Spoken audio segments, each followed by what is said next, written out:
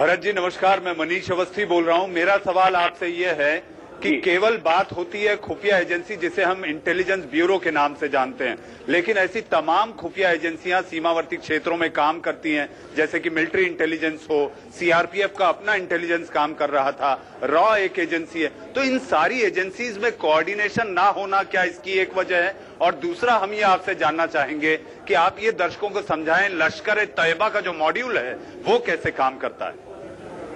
पहली बात यह है कि जो कोऑर्डिनेशन इंटेलिजेंस एजेंसीज के आपस में होना चाहिए वो नहीं है, बिल्कुल सही बात है।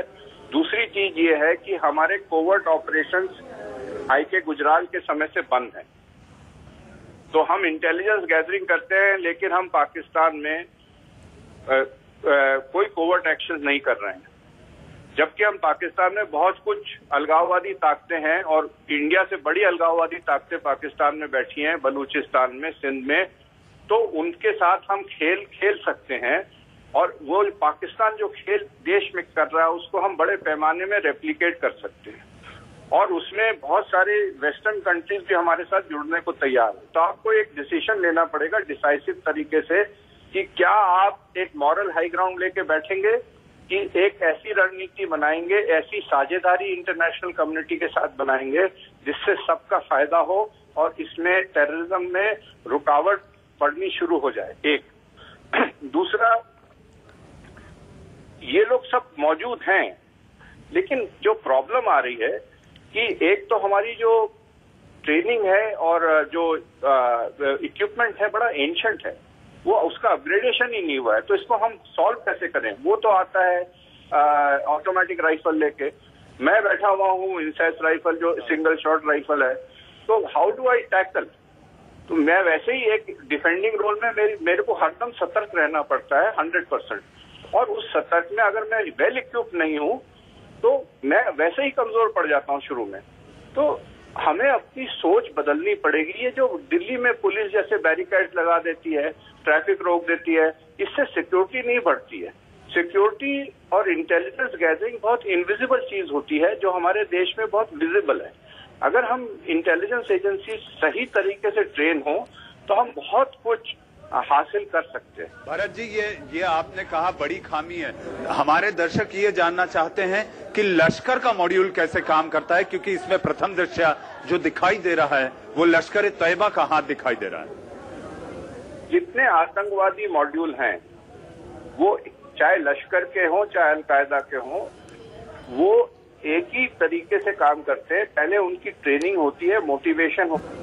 जितने आतंकवादी मॉड्यूल हैं वो चाहे लश्कर के हों चाहे अलकायदा के हों, वो एक ही तरीके से काम करते हैं। पहले उनकी ट्रेनिंग होती है, मोटिवेशन होता है और उनको अपनी जान की परवाह नहीं होती है और वो मोटिवेशन उनको कुछ भी करने को तैयार कर देता है। दूसरी चीज इसमें ये होती है कि हर बार कोई नया तरीका ढूंढा जाता है और जो टारगेट है उसकी कमजोरी ढूंढी जाती है। अब जैसे सीआरपीएफ को टारगेट किया है तो सीआरपीएफ को उन्होंने बहुत दिनों से रेकी कर रहे होंगे इस इलाके में कि कहाँ कमजोरी है सुरक्षा तंत्र में और उसको सेंध कैसे लगानी है। एक दूसरा, यहाँ इंडिया के अंदर स्लीपर सेल्स इंजेक्ट हो जाते हैं, वो चुप करके बैठे रहते हैं।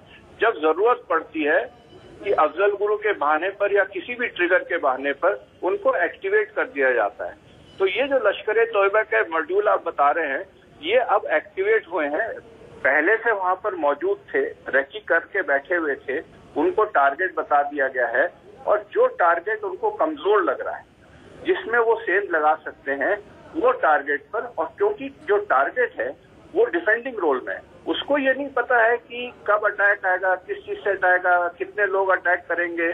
तो एलिमेंट ऑफ सरप्राइज हरदम आतंकवादी या लश्कर तैयबा के मॉड्यूल के पास रहता है और हम अपने फुटबॉल फील्ड में अपने हाथ में अपने आप को डिफेंड कर रहे हैं। आप सोचिए अगर फुटबॉल खेलते हैं आपके दर्शक, तो अगर हम अपने हाथ में अपने आप को डिफेंड कर रहे हैं तो दुश्मन जो है हमारे हाथ में आके हमारे ऊपर हरदम हावी है और हम अपने आप को डिफेंड कर रहे हैं, तो वो भूल चूक से भी 4 गोल कर देता है क्योंकि आप 100% डिफेंड नहीं कर पाते हैं।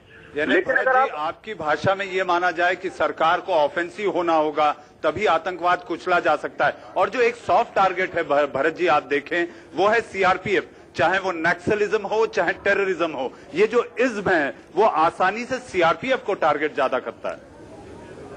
सीआरपीएफ उस रोल में डाली गई है हाल में कुछ सालों से, और उसको अपग्रेड नहीं किया गया है, उसको सेमी पैरामिलिट्री फोर्सेस में कन्वर्ट नहीं किया है। बेसिकली सीआरपीएफ एक पुलिस फोर्स है जो क्राउन पुलिस रिजर्व मानी जाती थी अंग्रेजों के टाइम पर, उसमें तब्दीली थिंकिंग में नहीं आई है।